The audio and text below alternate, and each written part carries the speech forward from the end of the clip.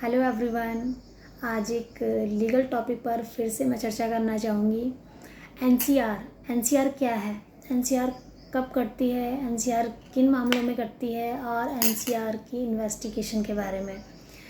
तो सबसे पहले हम ये जान लेते हैं the code of criminal procedure 1973 के अकॉर्डिंग दो तरह के ऑफेंस बताए गए हैं। एक है संज्ञेय अपराध कॉजनेबल ऑफेंस, दूसरा है असंज्ञेय अपराध नॉन कॉजनेबल ऑफेंस। तो ये ऑफेंस सीआरपीसी के सेक्शन 2C में संज्ञेय अपराध के बारे में बताया गया है, जिनमें पुलिस जो है बिना वारंट के किसी व्यक्ति को गिरफ्तार कर सकती है।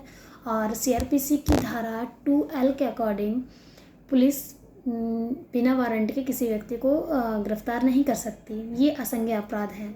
संज्ञेय अपराध जो गंभीर प्रकृति के होते हैं, जैसे कि 302 मर्डर, 376 रेप एंड 420 चीटिंग छल कपट, तो ये संज्ञेय अपराध की श्रेणी में आते हैं। असंज्ञेय अपराध वो होते हैं जो गंभीर प्रकृति के नहीं हैं, जैसे कि 323, 504। 323 में मतलब किसी को थप्पड़ मार देना, चाटा मार देना, वो थोड़ा गंभीर प्रकृति का अपराध नहीं है। 504 किसी को गाली दे देना, तो ये असंज्ञेय अपराध की श्रेणी में आते हैं। तो जो संज्ञेय अपराध होते हैं, गंभीर प्रकृति के अपराध होते हैं, उनमें क्या होता है, पुलिस आपकी एफआईआर दर्ज कर लेती है। कोई विक्टिम, कोई पीड़ित पुलिस के पास जाता है तो इन संज्ञेय अपराधों में पुलिस आपकी एफआईआर दर्ज कर लेती है। FIR first information report, Hindi में इसको प्रथम सूचना रिपोर्ट कहा जाता है, जो कि सीआरपीसी के धारा 154 के अंतर्गत दर्ज की जाती है। अब रह गए ऑफेंस, तो हमारे दो तरह के थे। अब ऑफेंस रह गया हमारा असंज्ञेय अपराध। असंज्ञेय अपराधों में पुलिस क्या करती है, पीड़िता के शिकायत पर एक एनसीआर दर्ज करती है, जिसे इंग्लिश में नॉन कॉजनेबल रिपोर्ट कहा जाता है। तो ये अपने रोजनामचा जो उनका रजिस्टर होता है, अलग से रजिस्टर होता है, उसमें पुलिस इनकी शिकायत दर्ज कर लेती है। लेकिन अब इसमें मेन जो एक फंडा अटकता है वो ये होता है कि पुलिस वो उस एनसीआर को दर्ज तो कर लेती है असंज्ञेय अपराधों में, लेकिन वो मूक दर्शक बने बैठी रहती है। उसमें वो कोई कार्रवाई आगे नहीं करती है, कोई भी उसमें इन्वेस्टिगेशन नहीं करती है। क्यों? क्योंकि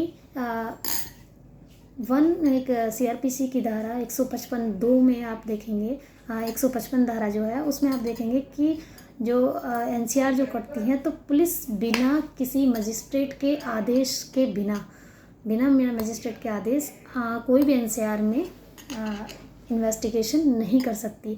उसको एनसीआर काटने के बाद वो रख लेगी, अपने रजिस्टर में नोट कर लेगी, लेकिन बिना किसी मजिस्ट्रेट के आदेश के मतलब बिना वो उसको उस पर कोई भी जांच अपनी शुरू नहीं करेगी। कई बार ऐसा होता है कि जो पीड़ित होते हैं अपनी एनसीआर दर्ज करा के घर बैठ जाते हैं, सोचते हैं कि उनकी एनसीआर पे जो है जांच हो रही है, लेकिन ऐसा नहीं है।